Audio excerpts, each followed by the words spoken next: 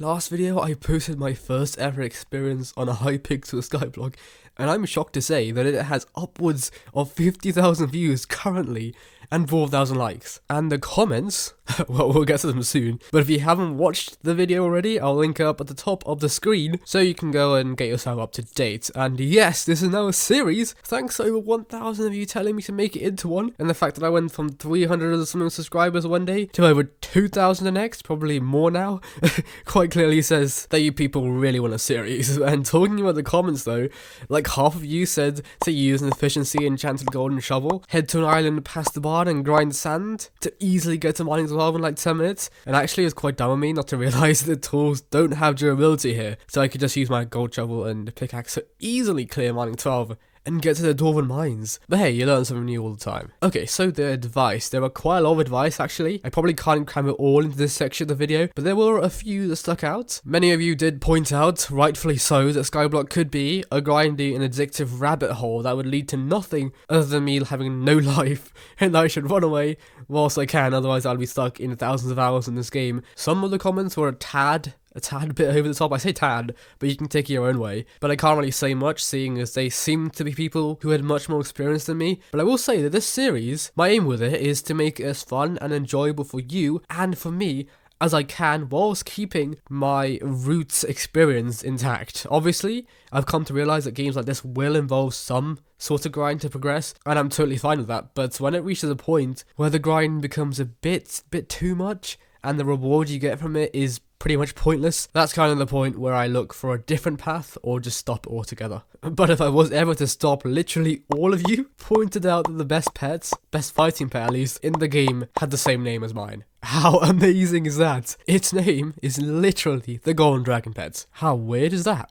And if I was somehow able to get this pet, you would be able to call it destiny. It does have a hefty price tag of around 500 million and above, I think. It probably won't get anywhere near it, but if it would literally be the best end to a series like this. Another thing you guys did point out is that my experience could be a bit better if I used 1.8.9 and used mods and texture packs and a client like Badlion to improve my overall gameplay quality. But I think for now I will stick to the recent versions of Minecraft just because it's a tad bit more optimized and I have a ton of like essential mods that help my game run as I like it to run, and they can't all be rolled back to previous versions. And the last point is the bazaar, which from what I understand is a sort of trading bartering center where you can sell your goods. Looking at what you guys have said about it, it looks to be quite important to progress later in the game, but we'll get to it when we unlock it. And finally, I know it may be a bit frustrating for you, but please don't spam the comments with stuff that I haven't unlocked yet. It ruins the experience quite a lot, and thankfully many of you do support that.